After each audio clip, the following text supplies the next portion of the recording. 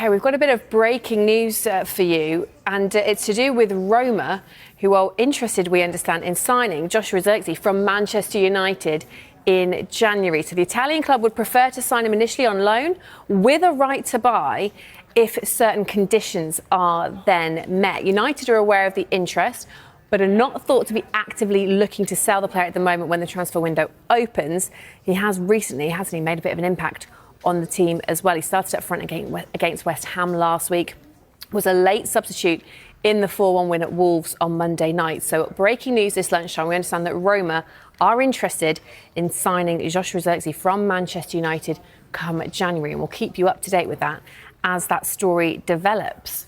Interesting situation is coming in 2026 for Manchester United. About the new signings we have already discussed in these weeks, about midfielders, about several opportunities, but also the exits, guys. For the exits, Manchester United internally have a very clear vision, especially on some players who are already out of the project for the long term.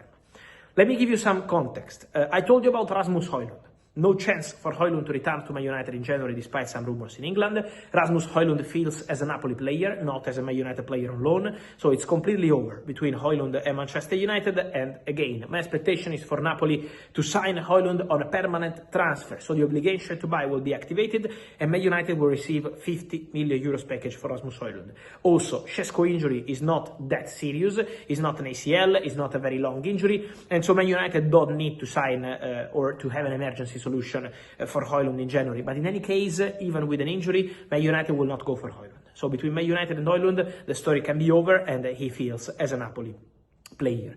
Marcus Rashford, 30 million euros by option for Barcelona. Barca will not decide now in November. Barca will not decide in 1 month in December. Barca will take their time. They are very happy with Rashford. The numbers are very good. The attitude is very good. So Rashford is doing very well at Barcelona, but Barcelona will take their time. But at the same time, Barcelona or anywhere else, Rashford is expected to leave Manchester United on a permanent transfer in 2026. So same feeling Erasmus Højlund. So Rashford expected to go out.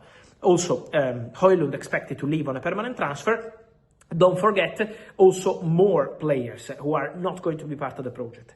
Jadon Sancho expected to leave as a free agent, so Manchester United at the moment are not willing to activate the option to extend his contract for 1 more season. Man United prefer to accept defeat on Jadon Sancho, who is now on loan with Aston Villa, rather than extending his contract, trying to make some money, but then if there is no proposal, as basically happened for a long time in the summer transfer window 2025, in that case, Man United will have to pay a big salary to Jadon Sancho, and this is why also Sancho is expected to leave Manchester United, and then Andre Onana.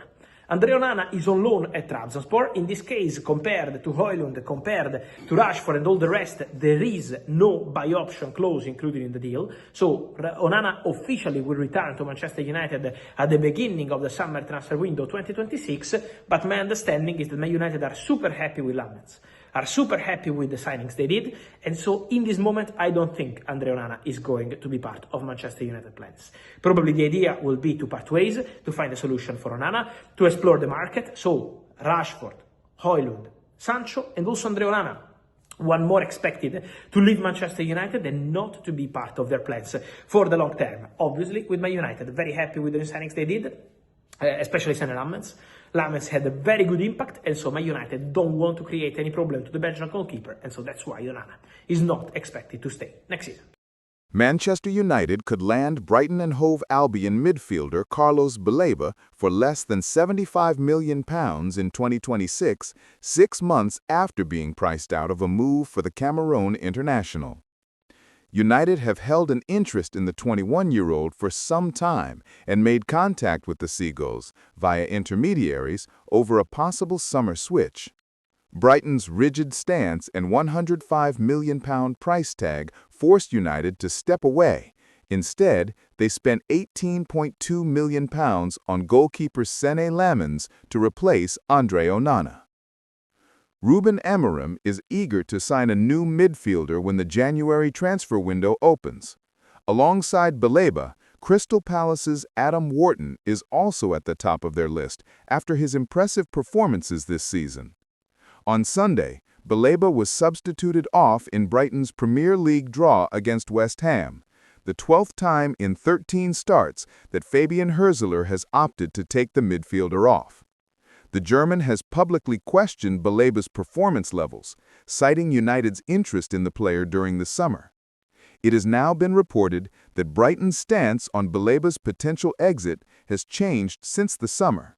Sky Sports' Sacha Tavalieri has reported that they could now consider offers worth €85 million, or £74.3 million. In even better news for United and Amorim, it's believed that Balaba's preference is to join United over Bayern Munich. The German champions are reportedly considering their own move for the Cameroonian